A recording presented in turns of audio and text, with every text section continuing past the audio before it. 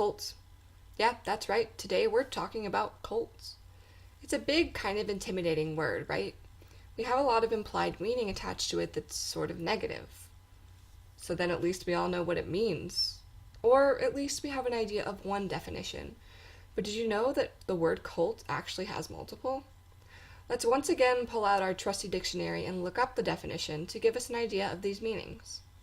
According to good old Merriam-Webster, cult can mean one of 5 things. 1. Formal religious veneration, worship. 2. A system of religious beliefs and rituals, also its body of adherents. 3. A religion regarded as unorthodox or spurious, also its body of adherents. 4. A system for the cure of a disease based on a dogma set forth by its promulgator. 5. Great devotion to a person, idea, object, movement, or work, such as a film or a book, especially such devotion regarded as a literary or intellectual fad, the object of such devotion, an unusually small group of people characterized by such devotion. That's a lot of ideas right there, but as we did in the video, What is Religion?, we can take these long definitions and condense them down into ideas. So really a cult can be a couple of things. Cult can simply be a word for religious worship. One example of this would be the way it's used in archaeology. Often, archaeologists refer to cultic sites. Now, they aren't generally talking about locations of crazy human sacrifice. What this means is that they've simply found a location that seems to be religious in nature. Cultic objects are also simply objects assumed to be connected to some sort of religion or religious practice.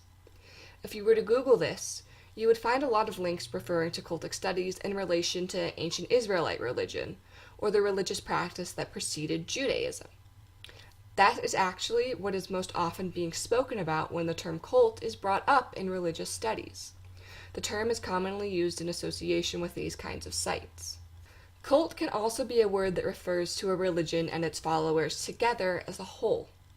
So when you hear someone talk about the cult of Jesus, that would be the followers of Jesus Christ as a divine figure. The cult of Krishna is a Hindu group whose worship is mainly devoted to the god Krishna and his avatars. In ancient times, the cult of Artemis were the Greek followers of the god Artemis. Cult can also be intense devotion to something non-religious, like a prominent book or person. By this definition, internet fandoms could possibly be considered a type of cult. So the cult of Britney Spears is, by definition, real, but probably not what you expect. Because there's also a definition that comes to most people's minds when they think of the idea of a cult. This kind of cult is very much associated with religion, unlike the cult of Britney. The mainstream interpretation of cult is a religious group whose beliefs are considered to be wildly unorthodox by the larger population. They're often derivative of established religious systems, but not always. Now, this would be the place where I give examples, right? But I'm not going to do that, because this channel, at the end of the day, is based around the methodology of religious studies and its scholarship. In scholarship, researchers tend not to use the term cults at all. Wow, Tirza, really? Yeah, really. I can give you some solid reasoning, though. This is in part because the last definition is so incredibly subjective. What is unorthodox depends very much on your point of view. That kind of variation in scholarship just doesn't work. Religious studies, though we acknowledge that it's impossible to be completely so, is supposed to be as unbiased and subjective as possible. There is a name for these sorts of alternative religious groups. They are typically referred to as new religious movements. Now, not all of these new religious movements are what the larger population would consider to be cultic, though some of them are. Generally, these groups are just religious groups that have emerged over the past several hundred years. When you think about it in terms of world history, that's really, really new. These groups include those like the Church of Jesus Christ of Latter-day Saints, or, as we've said before, the Mormons, as they're called, and Scientology, and the Unification Church. It's the group that has to be new, and not necessarily what it's based on.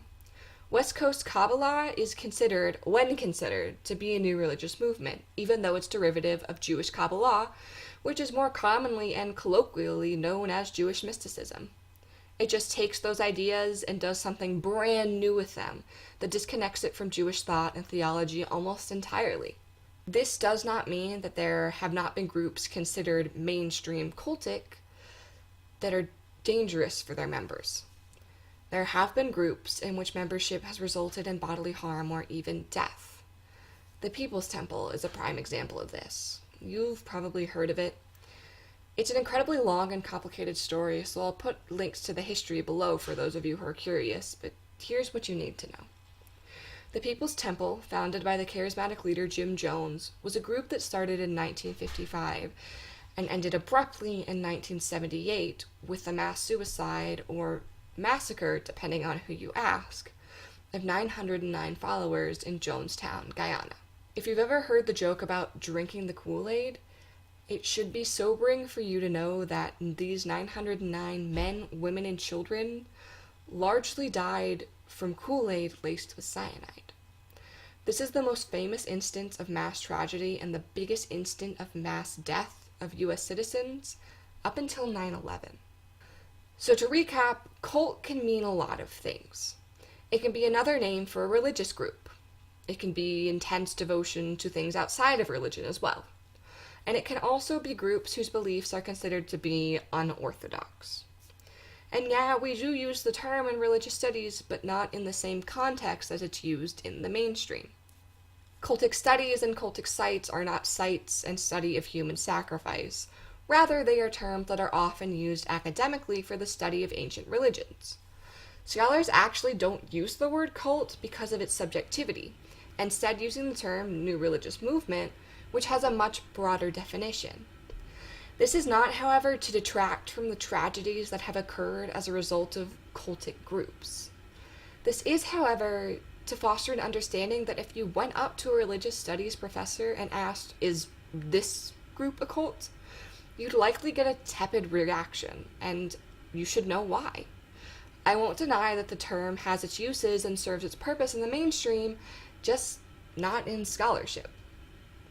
Thanks so much for watching. If you like this video, go ahead and give it a like, and if you haven't already, go ahead and hit the subscribe button. We also have a Facebook that you can find down below if you'd like to get updates and other occasional anecdotal postings about religion. I'd love to see any questions, comments, or feelings down in the comments below. Hope you have a wonderful day, and thanks again.